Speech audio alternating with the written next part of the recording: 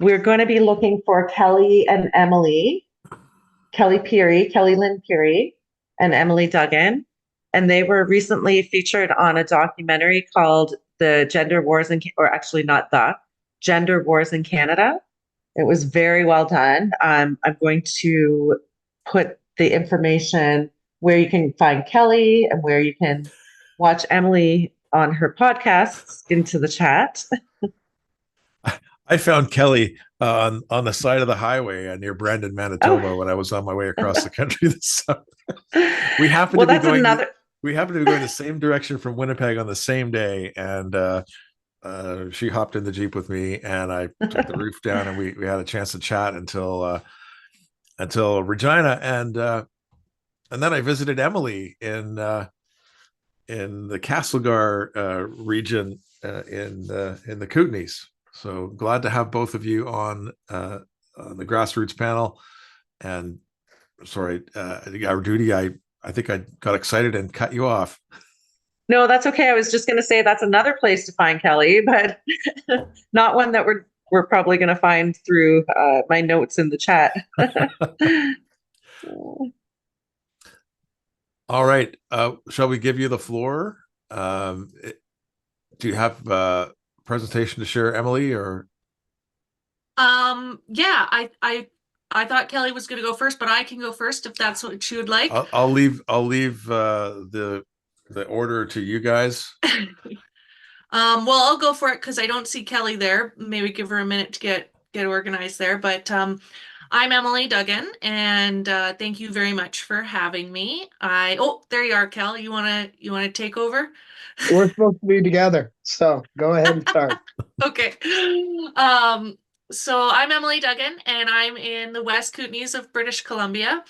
I was fortunate enough to be featured in a Canadian documentary with Kellie on gender ideology in Canada. And that was a big deal for me, I think for Kellie too, because a lot of the documentaries covering this topic have not been Canadian. And so it was really nice to finally get to have a spotlight on our country.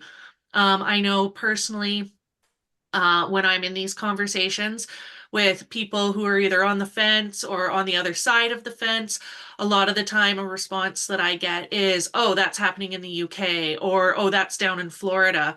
And it's like, actually, it's in Surrey, British Columbia, or it's in Ontario, or it is actually happening in Canada right now. And so I'm just really pleased to have been in that documentary and that it was even made in the first place. That was a big deal for me, and I think for all of us. So the reason that I was chosen to be in that documentary is because I'm loud. I guess I'm the founder of Moms Against the Norm, which is a very small group of moms from the West Kootenays of British Columbia. And I formed that group after I lost school board of trustees election.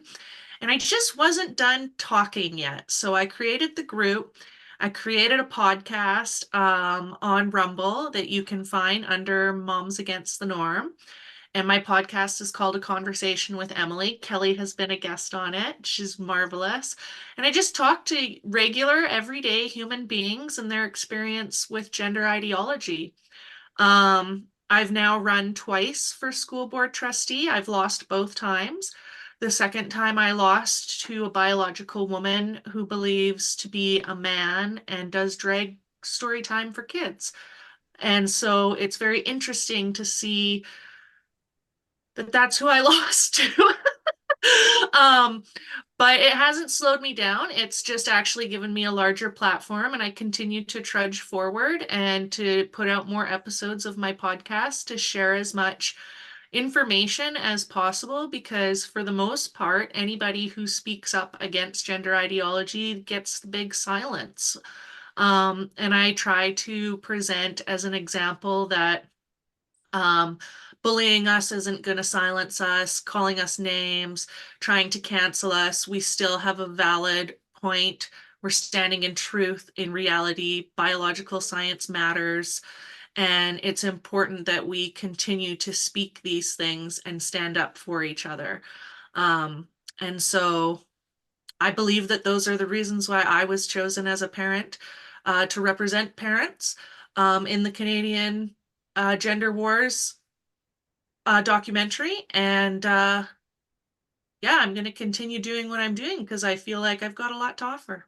So over to you, Kel. Hi, I'm Kellie-Lynn Pirie. I am a detransitioner. I am the founder of DeTrans Alliance Canada.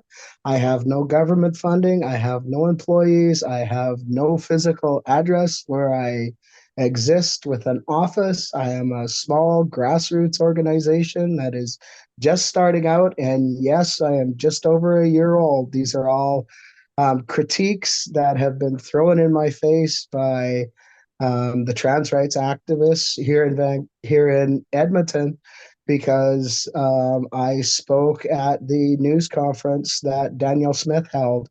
And I am so grateful for her government, for the opportunity, and for their willingness to amplify the voice of detransitioners, because the experience has been when a detransitioner has stood up and spoken here in Canada, they have been absolutely piled on by the trans queers, saying that I've been told that my testimony, my life story, is a threat to their healthcare.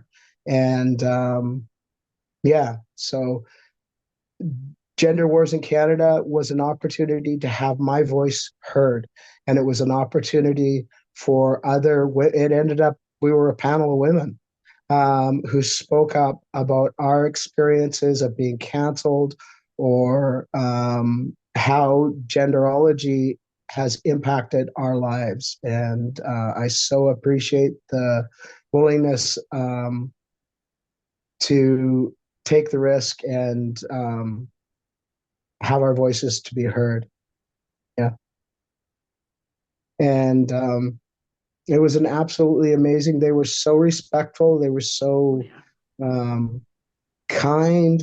They were incredibly willing to put out the vulnerable moments, but also to just really let me tell my story in my own words, and to listen. I was just absolutely amazed by their sensitivity with Me that, too. and with the vulnerability of those moments. Yeah. They were a great crew. They were a really great crew that came and filmed us. Yeah. I have Karen Litsky with her hand up, and I'm just going to bump Karen up in case she wants to vocalize here. And while we're there, I've got Rob Cornish, who is going to be joining the grassroots panel, and I'm not sure who to promote because there's a couple of Cornishes in the. Maybe Rob, attendees. you could just, sorry to cut you off, Shannon. Maybe Rob could just put "it's me" or something in the chat, and then you'll know who to go to. Or would that work? Or like Karen did, to raise a hand, and then I'll know. Yes. Karen, did you have anything? Okay, I've got Rob. Oh, I think Karen. that was an oops by Karen. Oops. Okay, raising the hand. No problem.